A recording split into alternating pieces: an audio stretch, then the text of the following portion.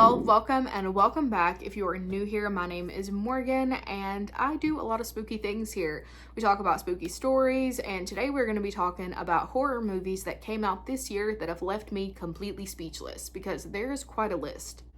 Now, these are the types of movies where it is a silent car ride home. You're still thinking about it a few days later. There was a lot that got released this year that did that to me. But before we get into that, I want to direct you to the description below, because that is where you're going to find my other social media accounts. You're going to find where to send scary stories if you would like for me to read those in a different video, like the ones I do of those stories.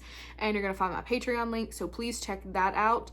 And yeah, I will also link where to see all of these movies if they are streamable. Some of them are still at the movie theaters, some of them are in that little limbo space between like theater and streaming. So if it's able to be streamed, I will put it. Now, these movies are in no particular order. There was one that has messed with me more than all of the others, and I will save that for the end. But other than that one, no particular order. So first off, we are going to start with the film Oddity. I knew Oddity would be good. If IFC and Shudder are involved, it's typically a very good movie, but I was not prepared for how truly terrifying it was going to be, and the terror that I felt while watching this movie left me speechless for a few days. So if you have not seen it, Oddity follows a year after a pretty traumatic event for a family. So the big event was this woman is home alone at night. Her and her husband are remodeling this house, and she gets a knock on the door from a strange man. And he's like, hey, I was walking by completely unsuspecting in the wilderness, and I saw that you just went to your car. Well, when you went to your car, someone snuck into your house behind you. And I just want you to know that you need to let me in so I can help you, because someone's in your house. So the marketing they did with this was, what would you do if this happened to you? Would you let the strange man in that just happened to be watching you and knew that you went out to your car? Would you risk it and not get any help, and there might be someone in your house? I loved what they did with the marketing, and IFC was actually kind enough to send me a few exclusive clips, and we had a little discourse on my TikTok about what we would do. Personally, I wouldn't let that man in, because why were you watching me walk to my car? Why didn't you like stop them from going in? You should have started screaming then. But I would call the police immediately. Like, I would definitely just like stay by the door with something in my hand to defend myself, and I would call the police. But anyways, the woman loses her life on that night. I'm not going to tell you what happens, but a year later, her sister comes back to the house that her husband is now finished. She wants to spend time just in that space a year later, and that husband has now remarried, so he and his wife live in that house, and her sister is now coming in to stay, and she brings with her a very peculiar gift. The jump scares in this, the storyline, just everything incredible. It is one of my favorite films of the year. Next up, we're going to talk about a film that I really haven't seen many people talk about this year, which is Criminal, and that is the film Strange Darling. Now, Strange Darling had me confused nearly from start to finish. Like, it was one of those movies you didn't really know what was going on, and it's not technically horror. I would classify it more as a thriller. But if you haven't seen this, I want you to go into it also just being really confused, because the big like giveaways as the movie goes on is really rewarding. So all you need to know is that it is about a one-night stand gone horribly wrong and weird, and it's all over the place. This was also one of my favorite films of the year. It was not shown in many theaters, which I find criminal. Like, there was only within like a 50-mile radius of me one theater showing it, and we had like 8.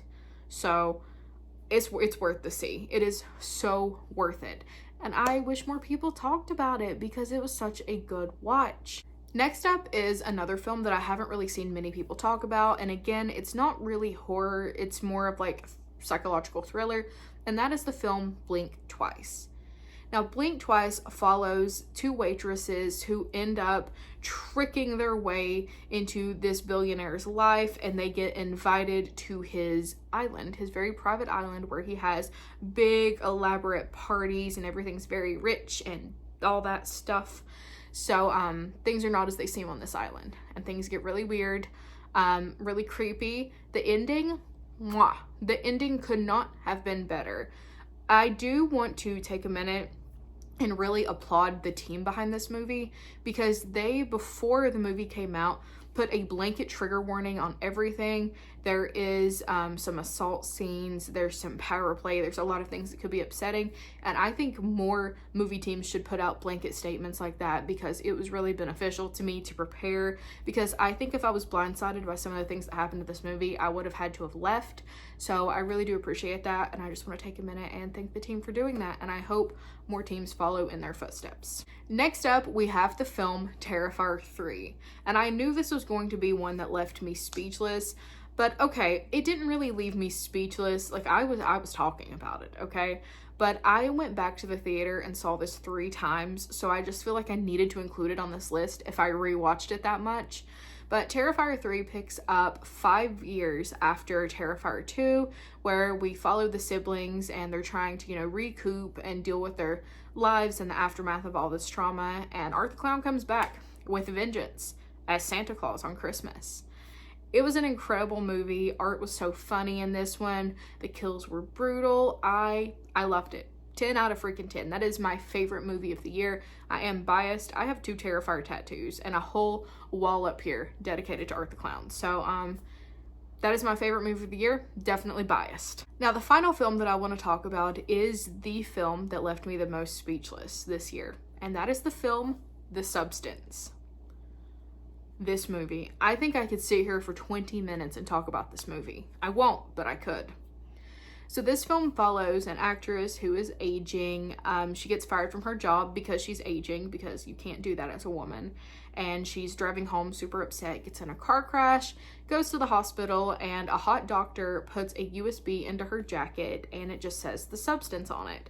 So when she gets home, she clicks it into her TV, watches it, and it is advertising this new drug called The Substance that is supposed to rejuvenate and remake your cells and create a better, happier, healthy, younger, hotter version of you.